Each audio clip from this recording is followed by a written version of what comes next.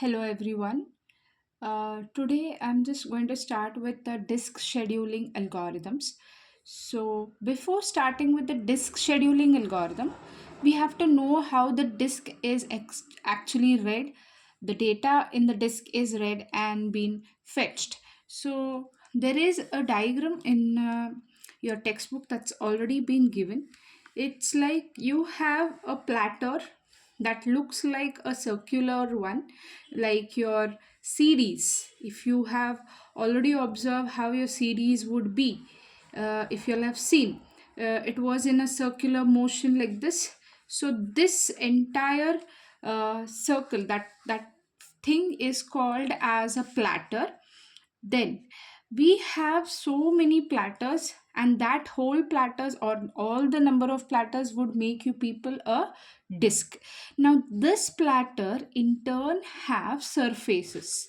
Okay, now what is this surface? When you have a CD, you have a top surface and you have a bottom surface. That is top surface and the bottom surface. Like in your CDs, you might have seen on the top surface it's just the name of the some CD vendors and all, and then we have something like a circular things which you see in the below surface. That surfaces in turn have tracks. Okay, now as I said, this circular motions, okay, inside have a circular, these circular things are called as tracks. So you have many number of tracks in the platter, so it counts from 1 to n. Okay, so this is the first track, this is second track, third track, fourth track, like that till n. So in this, in between, this stand is called as a spindle. Okay, and then these tracks again in turn have sectors. Okay, where your data are saved. Okay, so your sectors are like this. So in that track I have many different sectors. Now these sectors have a data stored in them. Now to read that particular data of that particular sector and the track, we need to have one head that is called as arm head. It looks like this. So this is your arm head and this makes your arm. Okay, so this is the head that moves. So if this is the arm head and you have a circular something like kind of CDs. Okay, I just have this one, I'll just show. So if this is a arm head, this pointing is a arm head, and it will be pointing like this to your platter. So as it is going, this will be like this will be rotating, or this will be like this, the arm head will be moving like this.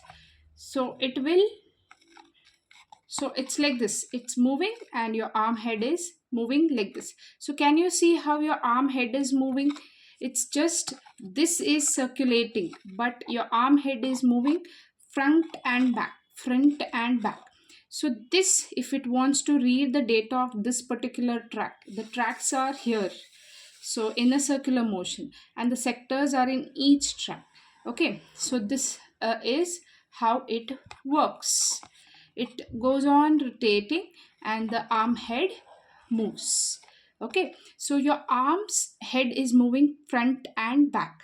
Now that front and back can be shown in your disk scheduling algorithms, so that I can read that particular data in that particular sector. To track that, I have to see how much time it will be taken to search, I mean, point at that track from the starting or from where it is.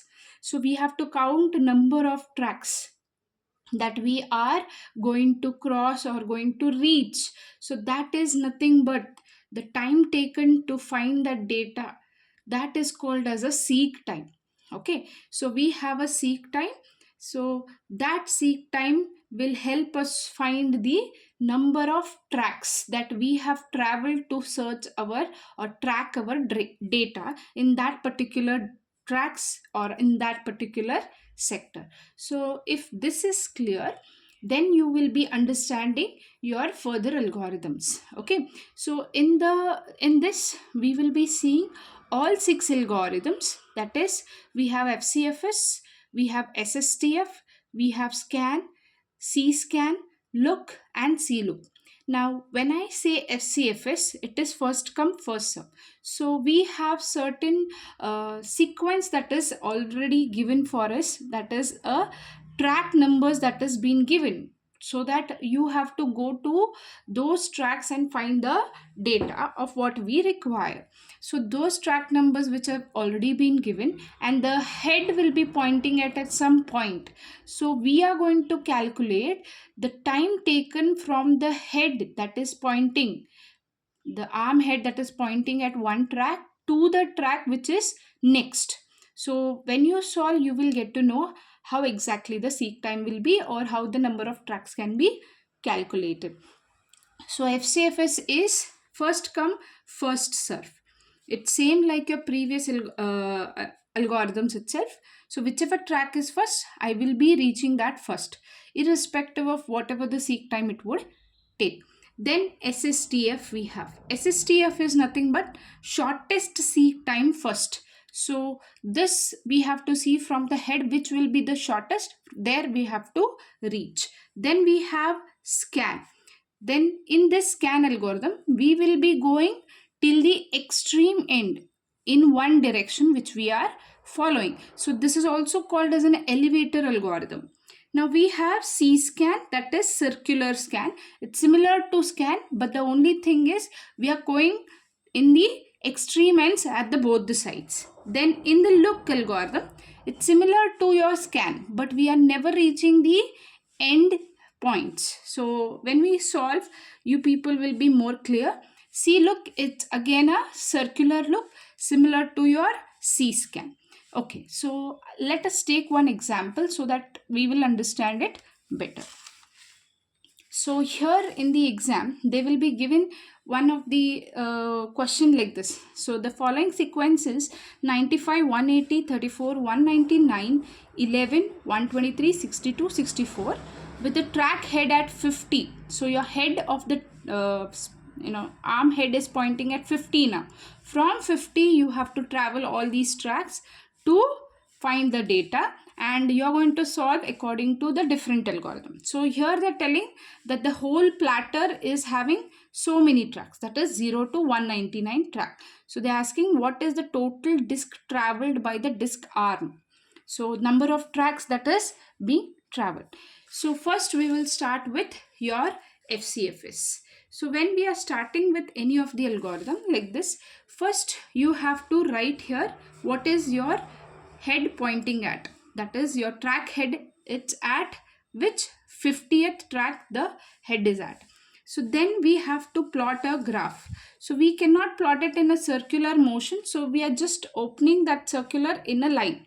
Make this, it will be a circular, open it, it's just a line. So we have been told that the tracks are from 0 to 199.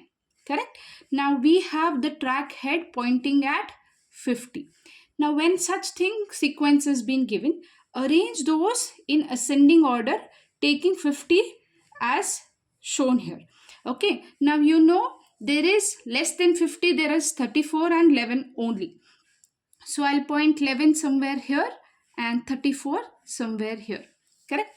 Now then we have after 50 we have 62 immediately, then 64, that is next. Okay, so I'll mark the head so that you people can understand. Okay, then we have the next higher value than 64 is 95. Then we have 119. Then we have 123. Why am I giving so much gap? It's like I'm just giving just that it might come till here. 100 is here, 119 is like that. Okay, then we have plotted 95. Now we have 123. We have also given 34, 119, and then we have 180 at the end. Okay, so you're going to arrange it in the ascending order now. Now when I say FCFS, we have to start plotting from whichever sequence is coming first, that I have to give it to. So from 50, which is the sequence or which is the track that has to be given to, as it's saying, first come first serve. So first the 95 is come, then 180 has come. Okay, so this is how you are going to plot. Then we have 34, then we have 119, then we have 11. Okay, then we have 123, then we have 62, and then we have 64. So this is how your first come first serve will be looking. Now how do you calculate the no total number of tracks? So it's always very simple. You should see whichever the direction. You can go with 95 minus 50, 180 minus 95, but it's taking a long time to calculate that. So whichever is in one direction, see where in one direction, see the end and see the starting. That is 180 minus 50. Then this is starting and this is end now. So 180 minus 34. So like this you are going to calculate. It's 119 minus 34. Never keep 34 and minus 119. You will get negatives. You are never in the negatives here. Okay, there is no negative tracks here. So 119 minus 11 plus 123 minus 11 plus 123 minus 62 plus 64 minus 62. So you will be getting, you can calculate this by the calculator, and you will be getting 644 tracks. This is how your FCFS will be seen. So I hope your FCFS is clear. Now we will next see with the SSTF.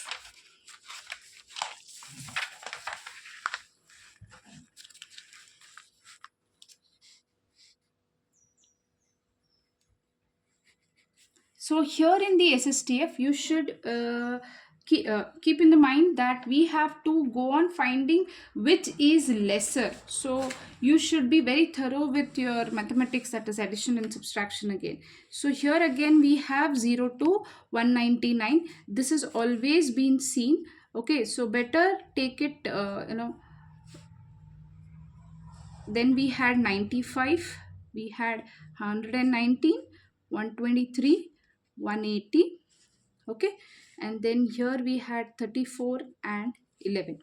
Now in SSTF we have to see which is shorter in distance. Is traveling from 50 to 62 is shorter, or traveling from 50 to 34 is shorter? Okay, so here we have to see 62 minus 50 is how much, and if 50 minus 34 is how much. So that is, we find it is 12, and 50 minus 34 is 16. So I think 12 will be lesser. So I will travel from 50 to 62.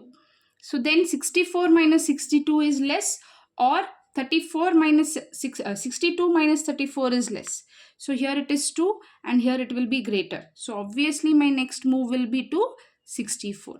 Now here we have to check, is 64, that is 95 minus 64 is less, or 64 minus 34 is less. Here you can find that 95 minus 64 will give you 31, and 64 minus 34 will give you 30. So I will be moving from 64 to 34. That is shortest seek time. So we have to see which is the shortest, correct? So 34 minus 11 will be obviously lesser than 95 minus 34. This is how you have to do with your SSTF. Now we have to come to 95, because that's the only option left now, because 95 minus 11 is lesser than 119 minus 11, correct? So we have to come from 11 to 95, then 119 to 95, then 123 minus, then we have 180. So this is how you are going to find your SSTF. Here also you can calculate 64 minus 50 plus 64 minus 11 plus 180 minus 11. So this will make you SSTF. So you will get total 236 tracks for SSTF. So I hope it is clear with SSTF. SSTF, always you have to find the difference from the number to which number you are supposed to go. If you are going to the next number, find the difference. If that is less, then you have to move to that, or you have to find the number with this number, that is the previous one. Okay, so you have to check whose difference is less, because it's telling us shortest seek time.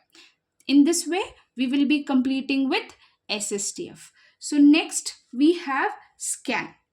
Now in scan, you have to remember that scan, CSCAN, look and CLOOK will always be told to find with some of the directions. If they have not been given, you should mention that I will be using larger values for the direction. Okay, so I am going to start with larger value. You can take smaller values also, if anything, vice versa. Now here I have taken it as larger value. So again I will be plotting it.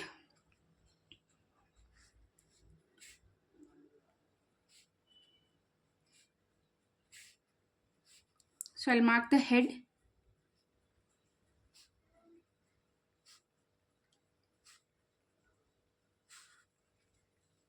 Okay, so this is my scan. Now in scan, what we have to remember is, because it's already, it's also known as an elevator algorithm. Now why elevator algorithm? You can imagine the lift. If you are going in a lift, when you have started moving from the ground floor, so in between, you say there are 10 floors. Now you are supposed to go to 9th floor. Okay, then you just go till 9th floor, and maybe there is someone who is pressed 10th floor also. Then the lift will not, and someone has, while you were reaching the 9th floor, someone pressed 10 also and 2 also. Now the lift will first go to 10th floor, but not from 2nd floor to then the next 10th floor. Okay, so it will first go till the end, that is extreme end, and then it comes down. Okay, but here it's the same concept. So here also, as I have taken larger values for the direction from the head, so head is 50. More than 50, what are the values? These are the values that are larger than the head. So I will be traversing this side first. So in whichever direction we are moving, the scan will go till the extreme end for that direction. Now we have 50. So the next, that is as my larger values it says. So 62. Then I'll move to 64. Then 95. Then I'll move to 119,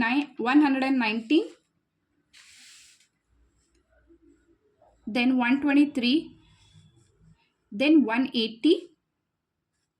So make sure here in the scan we go and reach till the extreme end. Okay, so here we are going to reach till extreme end, and then I will be traversing to next. So which comes next? It's a 34.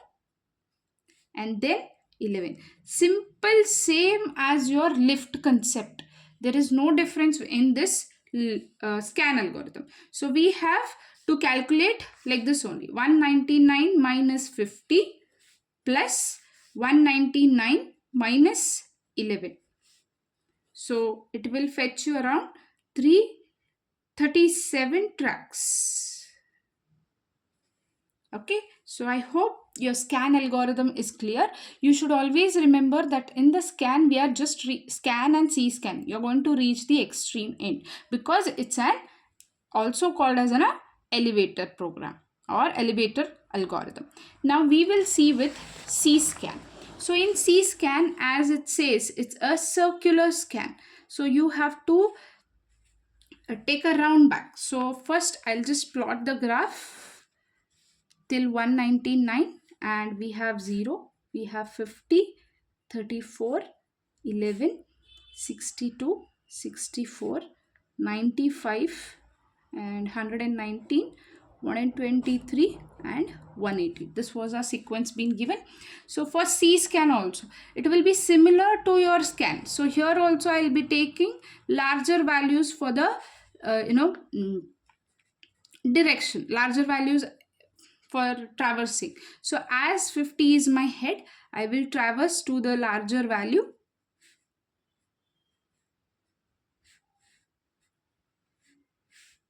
Here also you want to reach to the extreme end. Now in C scan, there is only difference is from 199 you will be going directly to 0. Okay, you will be directly, that is a circular scan. That means you are going to the extreme 0 and then you are coming to 11 and then 34. This is your difference between scan and C scan. Now while this was coming back from 199 to 0, no request will be fulfilled. So that's the reason it's called as a circular scan. So I hope you got to know the difference between the circular scan and the C scan. It always reaches the extreme end. So you can calculate now 199 minus 50 plus 199 minus 0. So this track also should be counted. Though no request is fulfilled, we have to calculate it. So we get total of 382 tracks for C scan. So these algorithms are very simple to understand and solve once you know the method. You only have to remember scan, extreme end, look. It will never touch the ends. So we will see with the look now first. So look also I am going to take with large value only. Okay. So again I'll plot a graph here.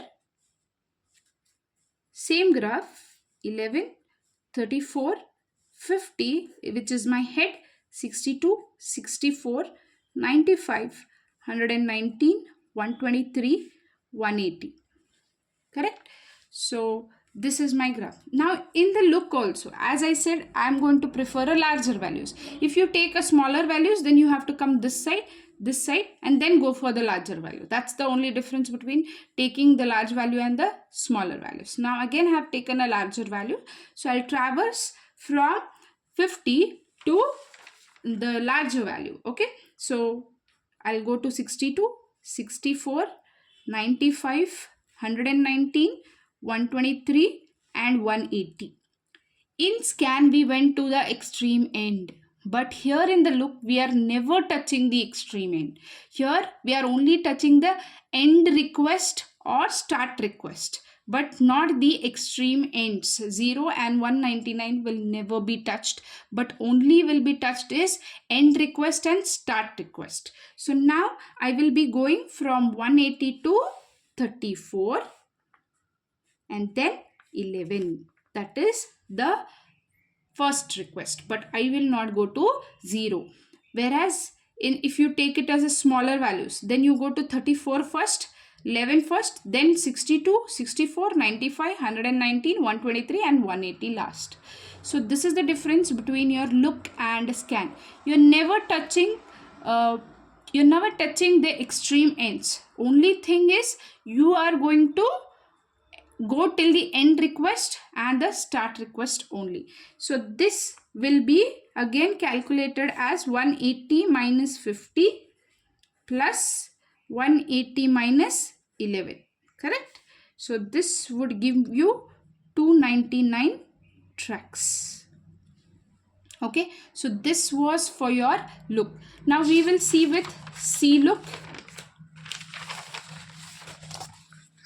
Okay, so again if you say C look, here also if I take large value for the directions to plot with.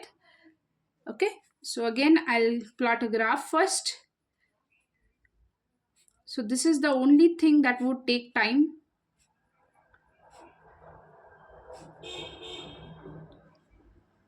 123 and 180. Okay, so now here also in CLOOK, what's the difference between look and CLOOK? Please carefully observe.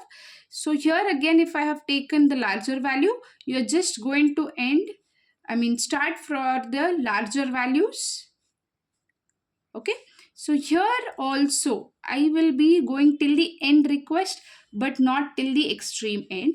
Now in the circular look, here in the CSCAN you were here and then directly went to 0, but see, look, what did I tell? It will never touch the extreme end. So here it will directly go to the first request, that is 11, and then it will come back to your 34. Okay, so this is how your look and CLOOK differs. Okay, so make a note that always you have that look will never touch the extreme ends, but your scans will be touching your extreme ends. Okay, so this is how you differ with look and scans. So again, we have the calculation here as 180 minus 50. Okay, then plus 180 minus 11. Though this track we are not serving any request here, we have to calculate it. Okay, in some thing they have not calculated, but you have to calculate, otherwise you will be wrong while calculating the number of tracks. Okay, so this is how you are going to calculate for CLOOK. So I hope this is more clear. So always a quick revision. FCFS, it's similar in order wise, you are going to schedule it. SSTF, you are just going to find the difference and see which is less value, and that, or the difference when you find the number what you get should be less, then you're going to schedule for that. Then for scan, here you are going to go till extreme end. Okay, and for CSCAN you will be reaching to both extreme ends. Okay, so it's like you go till 199 and we came to 0, if you observe. That is how your CSCAN. And look, we go to the end request or the first request. That means it differs when you take large value or small value. So end request or first request, or okay, it will be either you will be going to your end request or the first request, whereas in CLOOK you will be going to both end and first request. So that is how you will have to remember the algorithms. So I hope this is more clear. Thank you so much. Please do share and subscribe. Thank you.